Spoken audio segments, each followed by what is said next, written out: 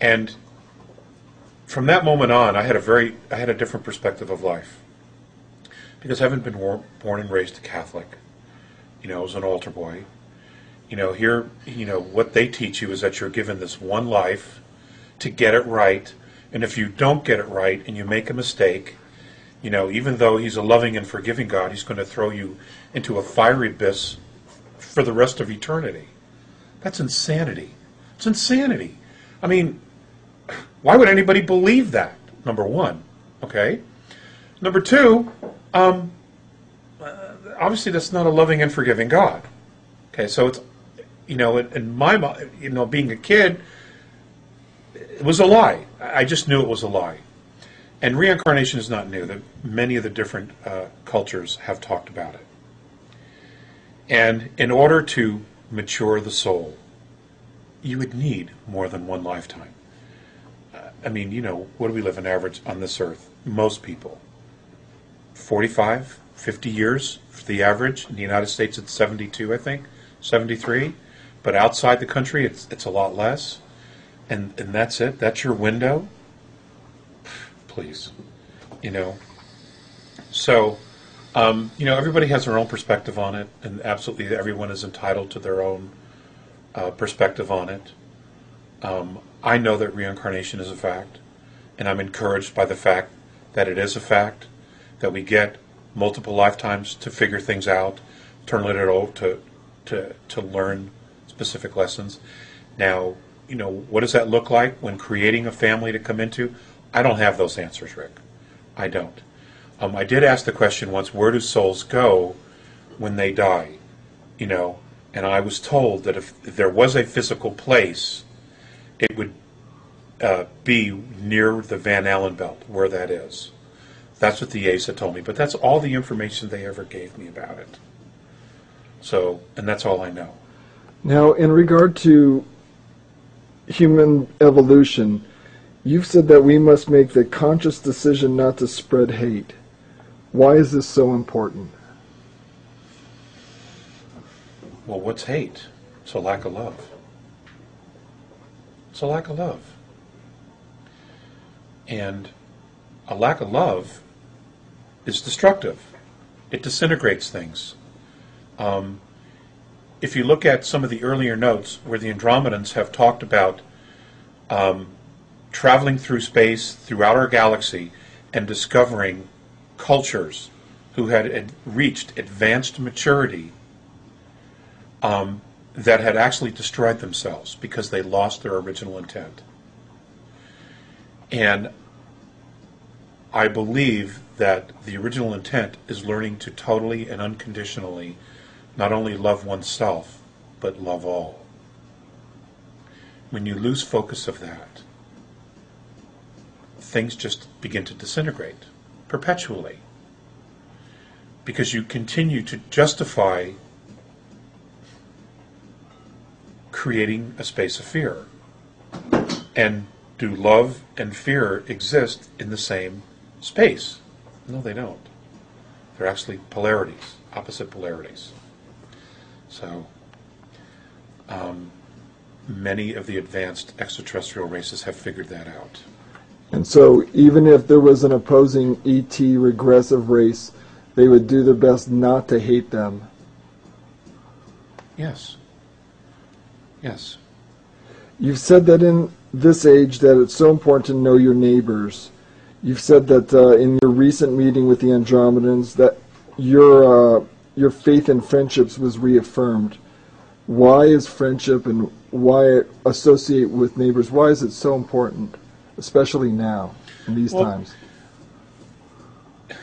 And let's end it with this question. I've been blessed to have an off-world perspective of Earth. And it's a very tiny little planet compared to some of the others that are out there that have life on them.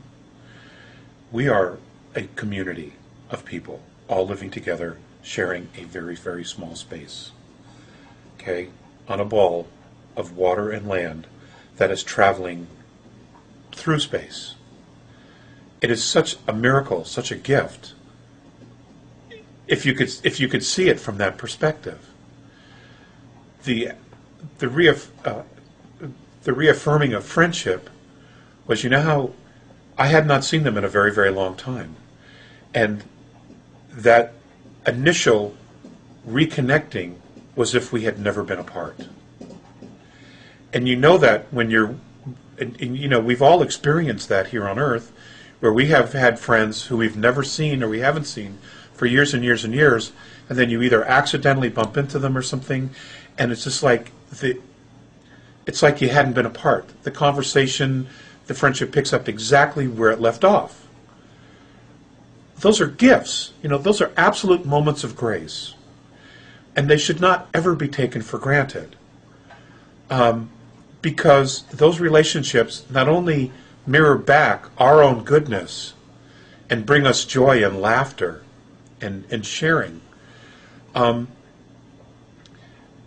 they help complete us, you know, and reaffirm, you know, our purpose and see good in people every day. And then, you know, that's something I think we need to do, is we need to really focus on looking for the good that's in every day. You know, I read the news every day. I know what's happening in the world, and sometimes it terribly gets me down and frustrated because I don't know what to do to fix the problem. You know, guys, we try to solve problems, right? We're wired that way. But at the same time, if the kids start laughing about something, it changes my perspective. It brings me joy.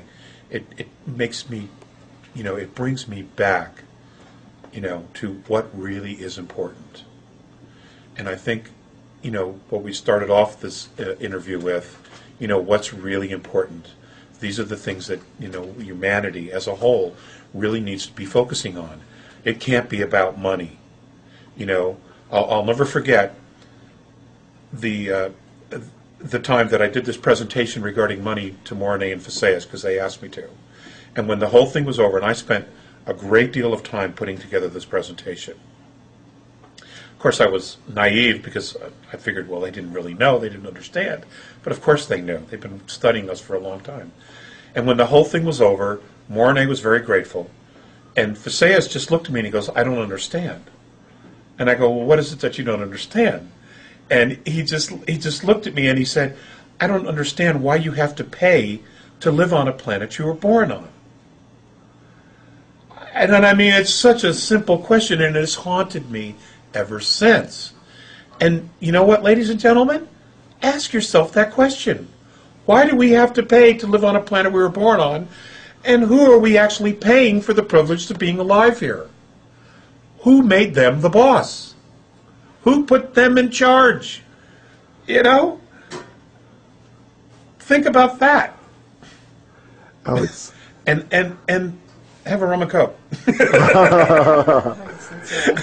Kidding, I'm kidding. Thanks so much for spending the time with me today, and with all the people that are going to get to be able to see this.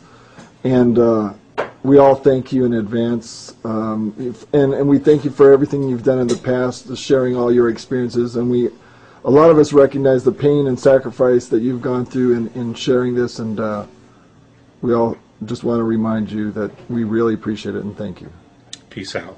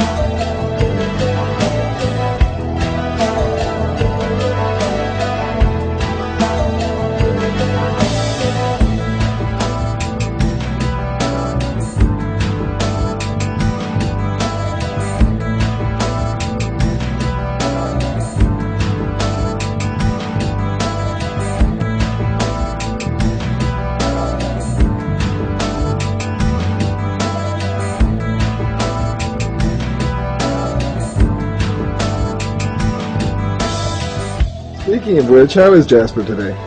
Jasper's right fine.